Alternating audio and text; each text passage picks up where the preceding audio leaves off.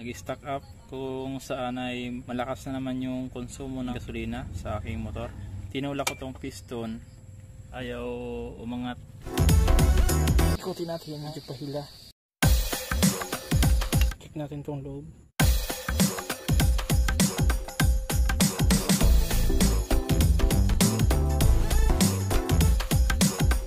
Pagtanggal ko, ang dami ng dumi, kung makikita nyo. Parang may mga abo. Kaya pala yung brake fluid hindi makatawid dito gawa ng ito. Siguro madumi sa loob. So yun, tatanggalin lang natin to.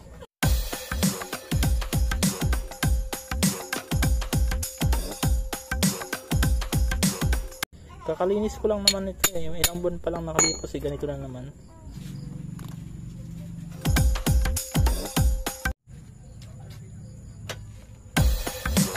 Check natin kung kumakapit na itong preno.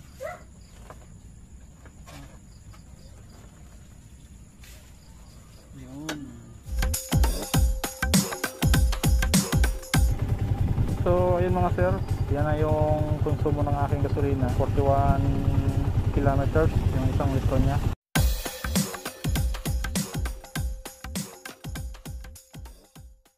Ito, nagbuklas ulit ako ng rear caliper. Nag-stock up kung saan ay malakas na naman yung konsumo ng gasolina sa aking motor. Tinulak ko tong piston, ayaw umangat kahit apakan ko ng apakan ng preno. Ayaw talaga. Yan, ayaw. Ang gagawin natin, okay naman dun yung rear pump, nagbubumba nito na fluid papunta dito. Kasi chinik ko to, tinanggal ko tong tornilyo, may lumalabas naman ditong fluid. Hindi tulad ng dati nung pag-ayos ko niyan, wala talaga lumalabas ditong fluid. Kaya ang problema doon. So ngayon, ang problema natin dito, ito ang problema ko kung paano ko aangat itong piston. So ayun, tanggalin ko ulit muna dito. Gamit lang tayo ng 12. Subukan ko itong ipampa. Itong frame. Ipapakita ko lang frame na. Yan na, may lumabas. Yun. Gagawin natin, hugutin natin ito gawa ng stock up track. Yan, subukan natin igutin. Tigas ah. So yan, ikabit ko muna dito. Ay, hindi mahirap ang pag-ikot.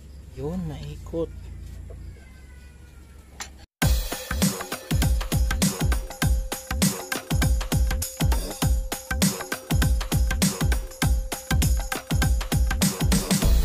Meron pala ako ditong WD-40 para lumambot to. Makihingi lang ako kaya dito nakalagay. Ayaw pa lumabas yun. Para lumambot, ang ganit kasi tanggalin. So yan, lagyan natin ng sapin para di magasgasan.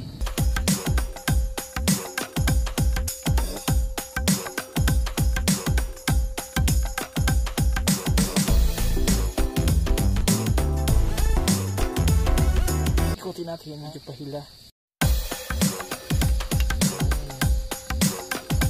Ayun lang, linisan natin at ibabalik ko na rin gawa ng gabi na.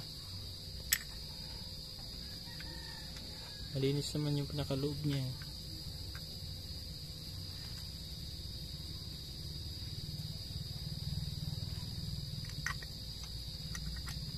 Pantayin lang natin. Yun.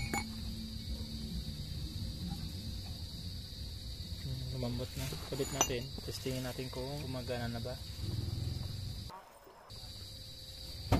Alright, kabit na natin.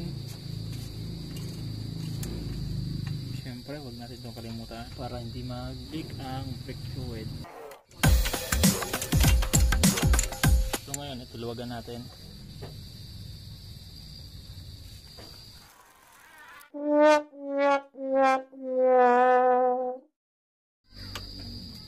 Alright, ngayon ko na lang itutuloy. Bumili na ako ng brake fluid. Ubos na yung brake fluid. Pakang ko to.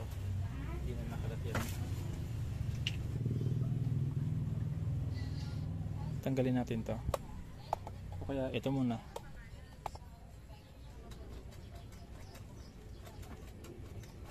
Bumbayin lang natin. So ayan, stock up na naman. Tanggalin ko muna yung rear pump.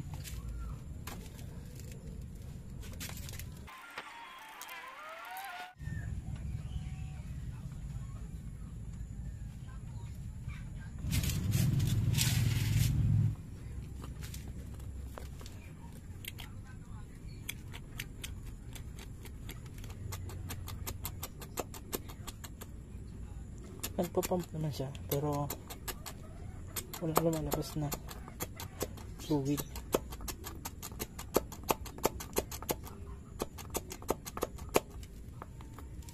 Check natin dito kung lalabas.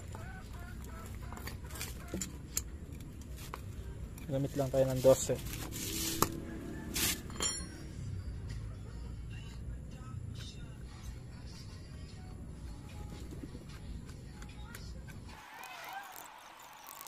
Lumalabas kayo dito.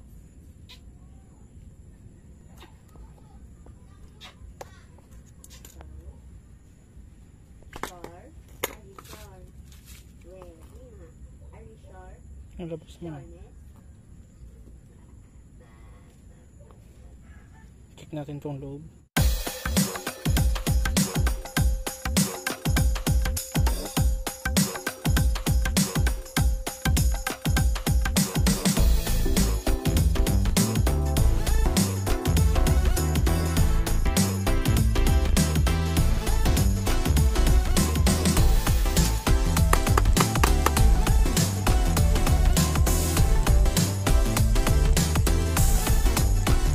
Meron yan ditong circlip, tanggalin lang natin.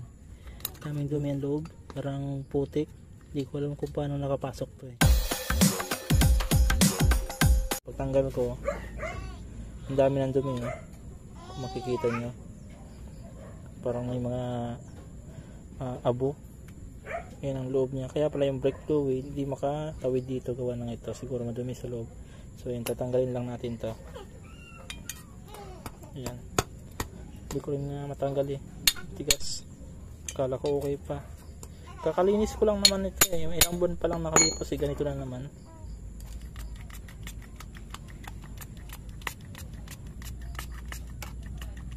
Kita nyo. Napakadumi na. Kinain na yung pinaka-metal niya. Ang dumi. Linisan lang natin. Yung pinaka-bakal ay kinain na. Nilagay ko dito grasa eh. Hindi ko alam kung bakit nagkaganito. Parang hindi pwede lagyan ng grasa eh.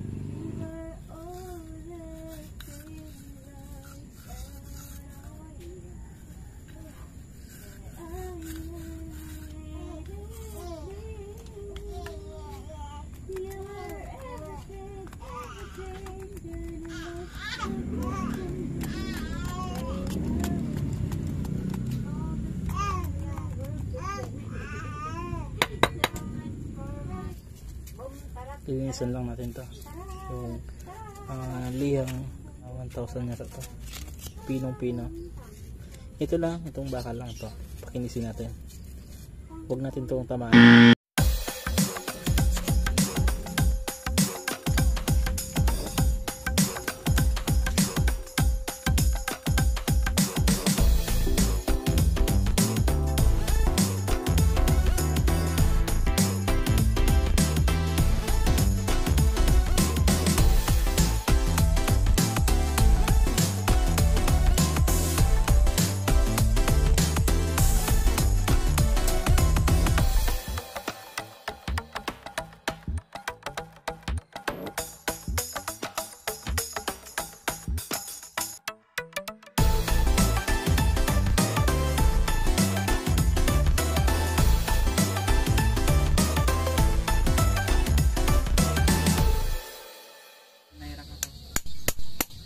Natapon yung lahat ng fluid na nilagay ko.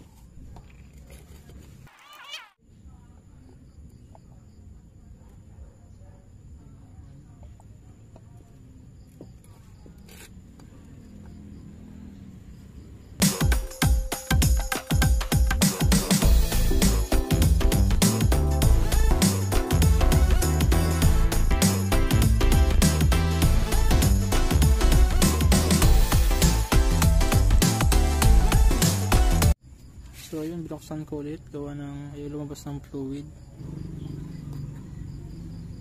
Ayun ang tulak. Mayroon nang lumalabas. Gabihan ako ng paggawa nito dahil kahapon nagpabaksin ako at kaninang umaga sama ng pakiramdam ko, ang bigat ng katawan ko tsaka masakit yung braso, ilalamig ako. Minom ako ng Biogesic, pagising ko okay na, kaya ito ginawa ko muna. Ibalik ko na.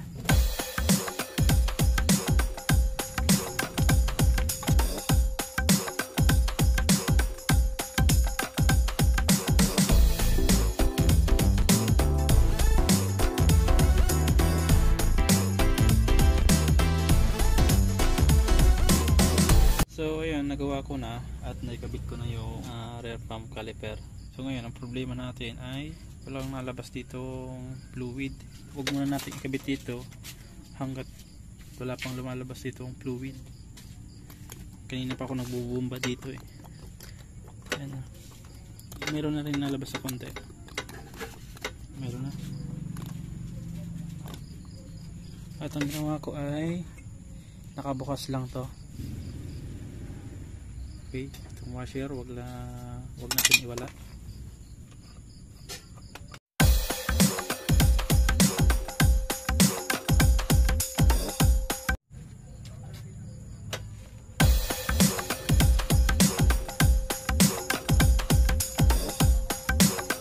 Meron pang hangin.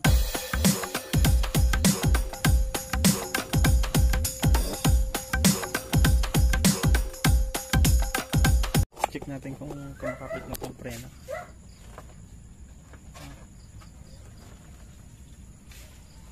Yun. Alright.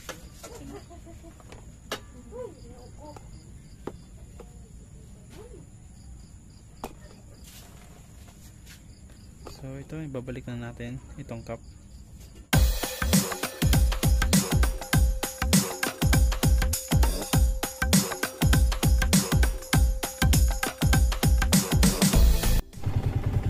So ayun mga sir, yan na yung konsumo ng aking gasolina, 41 kilometers yung isang litro nya.